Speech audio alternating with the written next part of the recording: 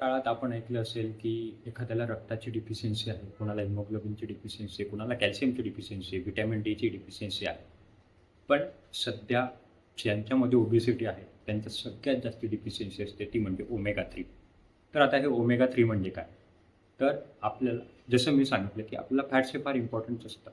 मागच्या एका व्हिडिओमध्ये मी याच्याबद्दल सविस्तर बोललेलो आहे.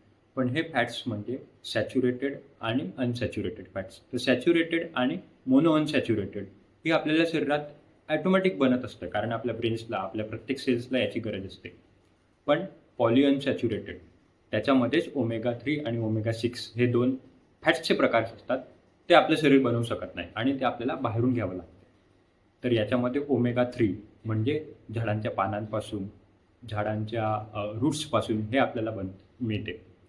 आणि तेच ओमेगा 6 हे सीड्सपासून, बियांपासून म्हणजे शेंगदाणे झाले, ज्या काही बिया असतील त्याच्यापासून ओमेगा 6 मिळते. पण जसं जसं आपण आर्टिफिशियल तेल्स खायला लागलेलो, रिफाईन्ड ऑइल खायला लागलेलो, बाहेरचे हाय कार्ब्स फूड खायला लागलेलो, त्याच्याने ओमेगा 6चं प्रमाण वाढत चाललेलं आहे. आणि ओमेगा 3 म्हणजे ताजे पानं असो किंवा ताज्या पानांमधून गाई म्हशी ताजे पानं खातात आणि त्याच्यातून दूध मिळतं, ते ताजं दूध ते आपण कंझ्युम करणं कमी केलेलं आहे. त्याच्यामुळे ओमेगा 3 आणि ओमेगा 6 याचा इम्बॅलन्स वाढत चाललेला आहे.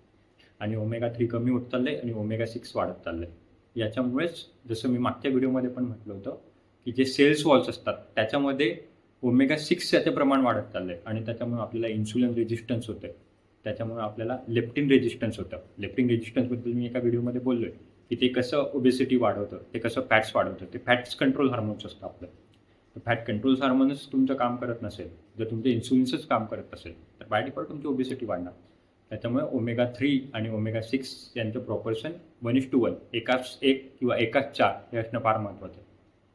ते कसं वाढवायचं, काय वाढवायचं याच्यात पुढच्या व्हिडिओत बोलूया. शेअर करा हा व्हिडिओ. ज्यांना ओमेगा 3 आणि ओमेगा 6 हे काय, याचं काय महत्त्व आहे हे अजिबात माहिती नाही.